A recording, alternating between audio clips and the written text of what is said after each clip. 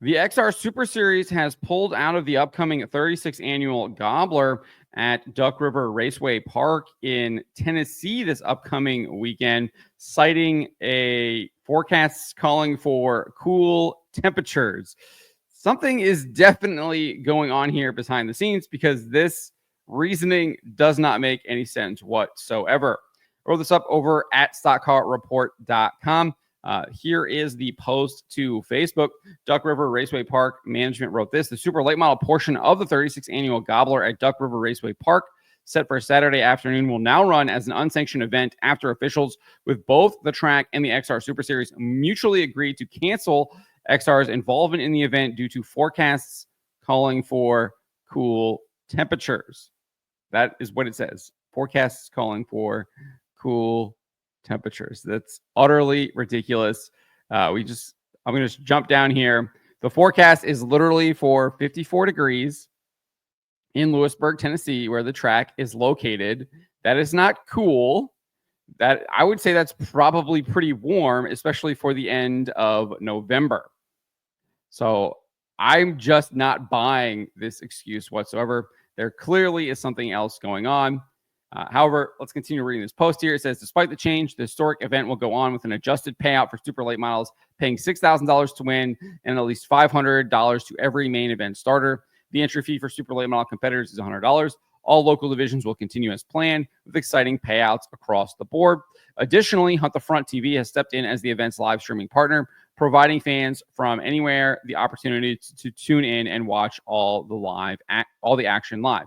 And obviously, they have a full schedule with not only the super late models, but 602, factory stocks, open wheel modifieds, pure ponies, front wheel drive, dwarf, bombers, and enduro.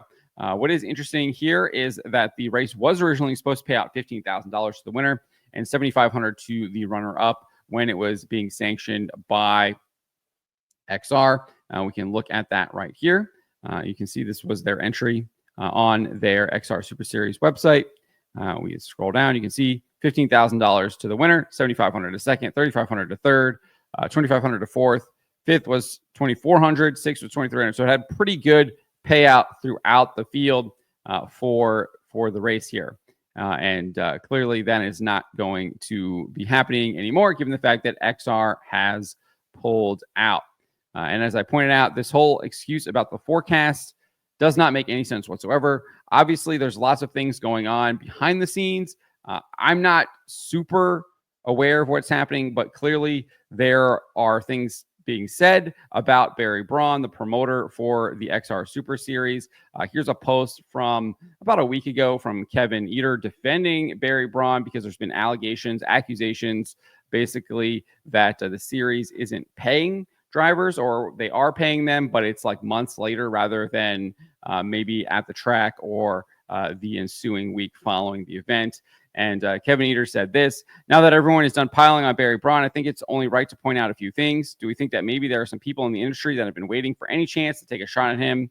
He essentially made Lucas, World Outlaws, and Flow take money out of their pockets and up the ante for the drivers. Do we find it a bit interesting that no one can figure out how he's having these high-paying shows, but yet today Flow has partnered with MTS to essentially copy his show? I've raced a lot of Barry shows in my day, and I've always been paid. Would I like to leave with a check when I leave for the night? Yes, but I'm also delighted for the opportunities to race for big money close to home. Now, I know the internet loves to kick people when they are down, but I would hope that the minute that Peyton's team gets paid, you would have the integrity to make a post saying so. But the fact of the matter is the check was already sitting in Indiana at Ricky's, who was owed the money when the video was made. This is a free market. If you don't like the way it is, don't go. So obviously, clearly a driver was not happy, didn't think he got paid. And Kevin Eater here is saying that he was paid. He just hadn't picked up the check yet that was in the mailbox.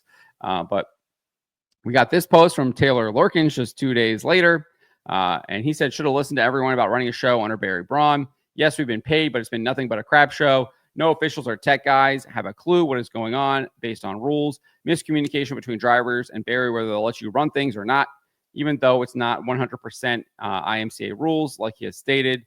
He'll give some drivers a go and some that it's not allowed. Also letting stuff slide in tech when drivers should be DQ'd, as well as cutting down the laps without notice. Hobbies got shortened 3 laps last night. Communication has been unfair to all drivers who either drove 24 hours like us or right down the road. all in all, we will never attend any XR Barry Braun show again. So clearly there is a lot of controversy surrounding the track promoter. But as for Barry, he posted this on November 17th, just a couple days ago. And it looks like he is still focused on promoting events. And he made an announcement that he will be promoting the duel in the desert, saying that it is back on track. So that could be potentially what is sucking up his time. Obviously, we know he did the whole Pennsboro revival. I think it was just late, maybe it was earlier this month, maybe at the end of October. Dates are a little fuzzy on that right now. Don't have it at my fingertips, but obviously put a lot of work and effort into that. From everything I've seen, that event was a success. Great racing, did a really good job to get the track up and running again. So that was great. But maybe the costs overran or something like that. I really don't know. I'm clearly just speculating, talking out of my mind here.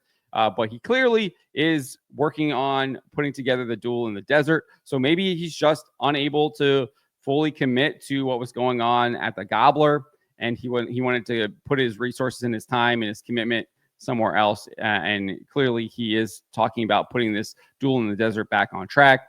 He says, in 2020, we took over the event and it was an asterisk in the record books, thanks COVID, which was followed up by trying a lot of different ideas, classes, etc. In 2023, we put a plan in place to return the duel to its roots. The goal was a much better track and a well-run event. In 2024, we saw a slight bump in the entries, a great track, and a solid run event. Now we will continue to grow it one step at a time. A lot of notes were taken this week, and we will implement more adjustments as we continue to grow it back into a grassroots crown jewel. Thanks to the racers and fans who streamed, watched online, and cheered us on. A big thanks to some folks who checked in on me this week. I won't ever forget.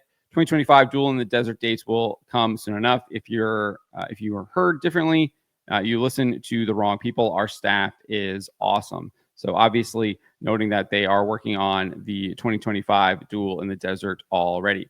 So maybe that's what's going on. Clearly something is happening. I just do not believe this whole